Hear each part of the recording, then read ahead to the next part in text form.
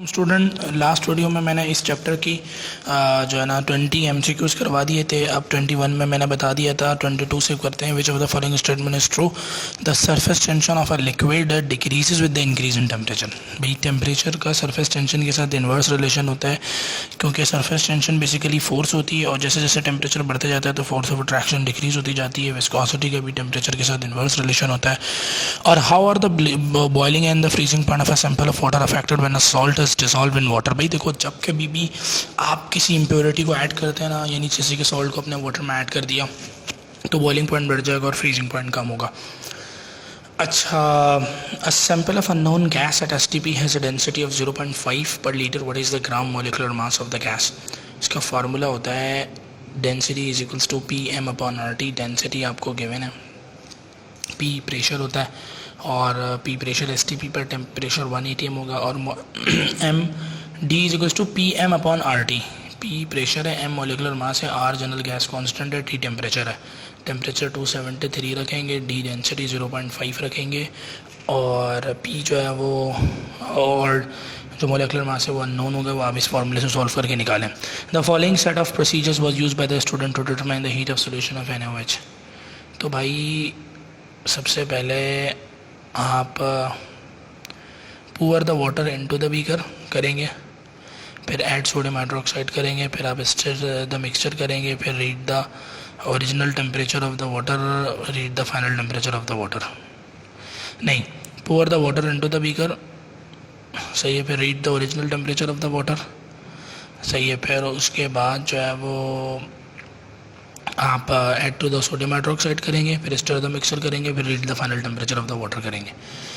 अब ये बोल रहे हैं कि यार इस सवाल में देखो वॉल्यूम 2 गिवन है और मास गिवन है। दोनों वॉल्यूम को माइनस करो और मास अपॉन वॉल्यूम कर दो तो डेंसिटी आ जाएगी। दोनों वॉल्यूम है ना, इसमें से बड़े वाले के छोटे को माइनस करो और मास होता है, मास अपॉन वॉल्यूम क्या होगा, डेंसिटी। तो आपके पास डेंसिटी आ जाएगी। सही है। The table shows the melting point and boiling point of some substances, which substance is a liquid at -10 degree and gas at 10 degree। इस क्वेश्चन में इंफॉर्मेशन प्रॉपर नहीं है, ये मैं पहले भी बता चुका हूँ, दोबारा भी बता रहा हूँ। लेकिन इन्होंने कहा कि जो सब्सटेंस है ना वो गैस है 10 डिग्री पर, यानी 10 डिग्री से पहले वो क्या होगा, लिक्विड होगा। अच्छा, -10 पर भी लिक्विड है, नहीं 10 डिग्री से पहले वो लिक्विड होगा। अब देखो 10 डिग्री पर वो गैस है। नीचे दिए गए ऑप्शन में देखो ज़रा, किस ऑप्शन में 10 डिग्री से कम बॉइलिंग पॉइंट आ रहा है, यानी मेल्टिंग पॉइंट आपको दिया हुआ है और बॉइलिंग पॉइंट, बॉयल द्वारा टेम्परेचर बॉइलिंग पॉइंट है। तो किस ऑप्शन में आपको 10 डिग्री के से पहले दिया हुआ है, क्योंकि 10 डिग्री पर तो वो गैस बन चुके हैं। तो ऐसा टेम्परेचर वाला ऑप्शन देखो जिसमें वो 10 डिग्री से कम हो।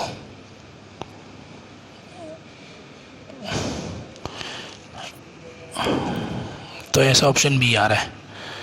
ऑप्शन बी में जो है ना बॉइलिंग पॉइंट क्या है, कम है। उसने कहा ना गैस होगा वो सब्सटेंस 10 डिग्री पर, तो इससे पहले जो है वो क्या होगा, लिक्विड होगा। ठीक है।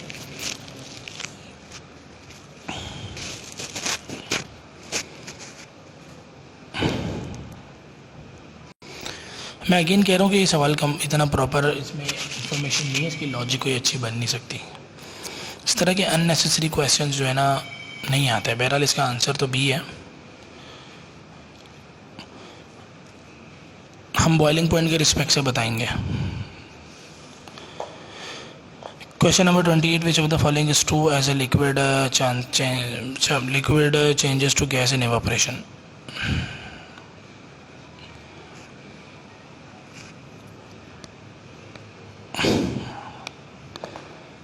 Temperature remains constant.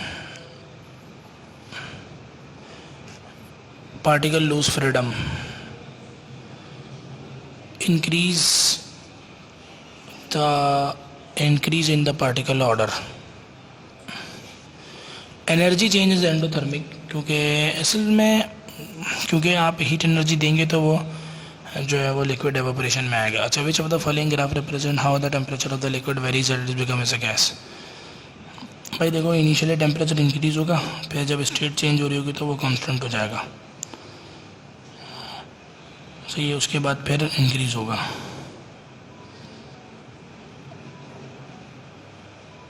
Initially temperature बढ़ेगा, फिर जब स्टेट ऑफ मैटर चेंज हो रहा होगा तो ग्राफ स्ट्रेट लाइन हो जाएगा, फिर वो तो ग्राफ जो है ना, जो ग्राफ 2 है ना वो होगा, देखो इनिशियली इंक्रीज हो रहा है, फिर स्ट्रेट लाइन आ गई, फिर उसके बाद जब स्टेट ऑफ मैटर चेंज हो रहा होता है ना बच्चों, तो टेम्परेचर कांस्टेंट होता है। The pressure exerted by the gas in a sealed container is 100 kilopascal at 710 degree. It was found that the container might leak if the internal pressure exceed P1 V1 नहीं, P1 upon T1 is equals to P2 upon T2 formula लगेगा। The theory which explains the gases consist of molecules which are in random motion, kinetic molecular theory. The law which states that the constant temperature the volume, ये यार ये gases laws है। Standard temperature pressure जो है ना बेटा 0 degree 273 kelvin 760 millimetre of Hg। Answer होगा B 32 Fahrenheit, वो जगह 0 डिग्री के बराबर होता है, और 76 सेंटीमीटर 760 मिलीमीटर ऑफ Hg के बराबर होता है। When gas is collected over water the pressure corrected, तो सब्ट्रैक्टिंग द वेपर्स ना भाई, अगर गैस को आप कलेक्ट करो वाटर से तो उसमें वाटर वेपर होंगे, अगर आपको गैस के प्योर प्रेशर चाहिए तो वाटर के वेपर को उससे माइनस कर दोगे। ऊपर वाले सवाल में मैंने ऑप्शन बी इसलिए कहा है कि भाई टेम्परेचर स्टैंडर्ड 0 डिग्री होता है और प्रेशर 1 atm होता है, सही है। 1 atm 760 टॉर के बराबर होता है, 760 मिलीमीटर ऑफ Hg होता है, ये 76 सेंटीमीटर होता है। 0 डिग्री 32 फ़ारेनहाइट होता है। बाकी तीन ऑप्शन में 0 डिग्री, पहले वाले ऑप्शन में 0 डिग्री तो दिया हुआ है लेकिन प्रेशर गलत दिया हुआ है, तो तीसरे और चौथे में तो 0 डिग्री नहीं दिया हुआ है ना, तो जो बी ऑप्शन है ना वो 32 फ़ारेनहाइट है। 32 फ़ारेनहाइट 0 डिग्री के बराबर होता है। और कन्वर्जन भी आपको आनी चाहिए, TF is equals to 1.8 TC plus 32। Graham's law refers to the, भाई गैसेस के डिफ्यूजन की बात करता है। The state of matter that shows uniformity in behaviour solid. Cooling is caused by expansion of the gas, जब आप gas को expand करें तो कूलिंग होती है। Volume is directly proportional. यार देखो ये चीज़ें इस तरह के इस क्वेश्चंस में मुझे सोल्व क्यों करवाने पड़ रहे हैं। एब्सोल्यूट ज़ीरो के बारे में पूछ रहा है। जनरल गैस इक्वेशन किस किस से बनती है? Is the combination of Boyle's law and Charles law and Dalton's law, Boyle's law and Graham's law. Boyle's law और चार्ल्स लॉ होते हैं उसके अंदर। The state of matter in which particles occupy fix position and can just vibrate above their mean position. भाई ये जो है ना fixed at fix position and can बस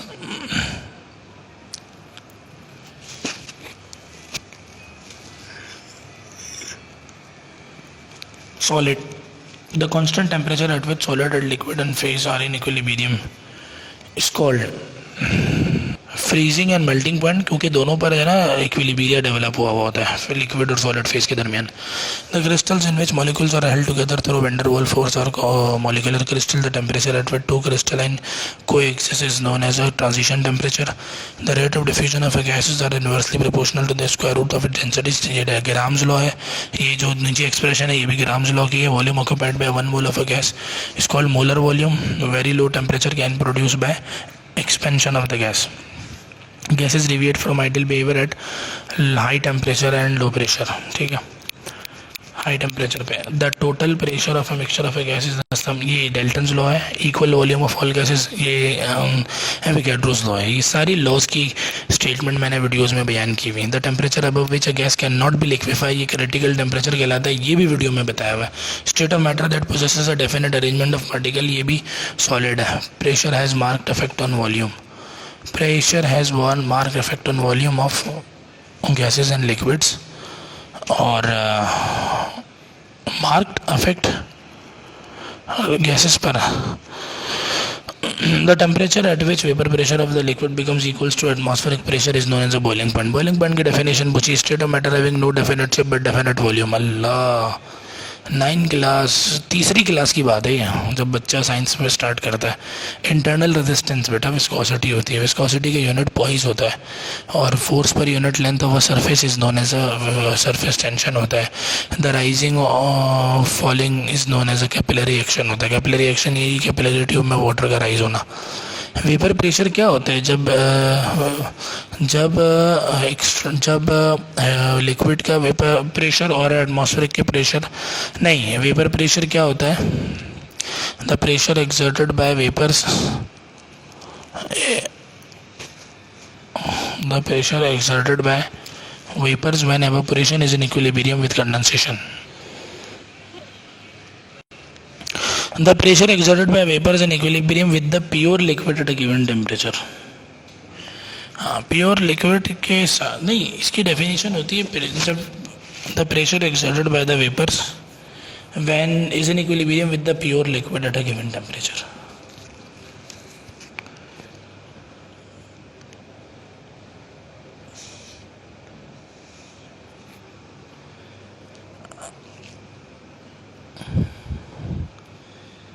इसकी डेफिनेशन एक तो थी कि pressure exerted by vapours when evaporation is in equilibrium with condensation, और जो दूसरी डेफिनेशन है ना वो सी है ऑप्शन।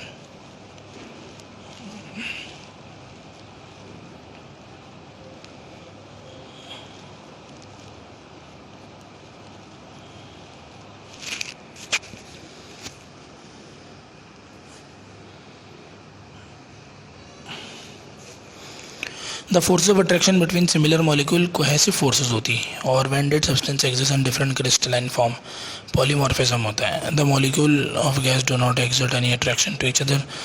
दिस स्टेटमेंट ये तो नॉर्मल प्रेशर नहीं, लो प्रेशर पर होता है कि बहुत दूर दूर होते हैं मॉलिक्यूल, कोई प्रेशर सही है। इसी तरह एक्सप्रेशन जो है ना, ये average kinetic energy PV is equal to 1/3 mv², ये काइनेटिक इक्वेशन है। 1 mole of a gas at STP is equivalent to 22.4 dm³. The value of R for 1 mole of a gas is 0.0821 dm³ per mole into Kelvin. Option C. Mathematically charge लिया। देखो ये बात पूछ रहे हो math charge लो, बेटा आप video क्यों नहीं देख रहे? ऐसा यूनिट ऑफ टेम्परेचर केल्विन है। 1 एटमॉस्फेयर किसके इक्वल होता है? पास्कल, न्यूटन मीटर, न्यूटन पर मीटर स्क्वायर। पास्कल प्रेशर का यूनिट है ना। ऐसा यूनिट ऑफ प्रेशर क्या है? पास्कल्स होता है। Molecular mass of O2 and H2 और 32 and 2 respectively, the rates of diffusion will be R1/R2 is equals to √ m2/m1। सही है। R1 की जगह पे RO2 लिखो, R2 की जगह पे RH2 लिखो, √ m2/m1। सॉल्व करो, आ जाएगा, पता लग जाएगा। देखो ये तो पक्की बात है ना कि जो है वो ऑक्सीजन गैस का rate of diffusion hydrogen gas से कम होगा। The escape of a gas molecule through a hole, इसको कहते हैं इफ्यूजन। और टेम्परेचर 273 केल्विन 0 डिग्री को होता है ना। और नॉन वेटिंग लिक्विड क्या बनाते हैं? एक होता है कॉनकेव मेनिस्कस, एक होता है कॉन्वेक्स मेनिस्कस। जो कॉनकेव मेनिस्कस बनाते हैं ना, वो लिक्विड होते हैं, जो कॉनकेव मेनिस्कस बनाते हैं ना, वो लिक्विड होते हैं जो कि एडहेसिव फोर्स ज़्यादा रखते हैं। कॉनकेव मेनिस्कस को लोअर मेनिस्कस भी कहते हैं, जैसे कि वाटर हो गया। और जो कॉन्वेक्स मेनिस्कस बनाते हैं ना, वो कोहेसिव फोर्स ज़्यादा रखता है, वो अपने आप से ज़्यादा फोर्स ऑफ अट्रैक्शन है। जैसे कि मरकरी है ना, मरकरी किसी चीज़ को वेट नहीं करता। अगर तुम मरकरी को टेस्ट ट्यूब में डालोगे ना तो उसका कॉन्वेक्स मेनिस्कस होगा, क्योंकि उसका नॉन वेटिंग इफेक्ट है, ठीक है। और कॉन्वेक्स मेनिस्कस को आप अपर मेनिस्कस भी कहते हैं। और मरकरी की वॉल से नहीं हो रहा होगा, मतलब जो है ना टेस्ट ट्यूब की वॉल से वो नहीं हो रहा होगा, वो बस क्या होगा कि अपने आप से उसका इंटरेक्शन ज़्यादा होगा। विस्कोसिटी के लिए ऑसवाल्ड विस्कोमीटर होता है। Falling droplet of water spherical shape का होता है सरफेस टेंशन की वजह से। Force of attraction between hydrogen atom of one molecule and the electronegative atom of another molecule is called hydrogen bond. Absolute viscosity measure करना मुश्किल होती है क्योंकि तमाम फैक्टर्स पर डिपेंड करती है। कोई कन्फ्यूजन हो तो फिर भी पूछ लीजिएगा। Thank you.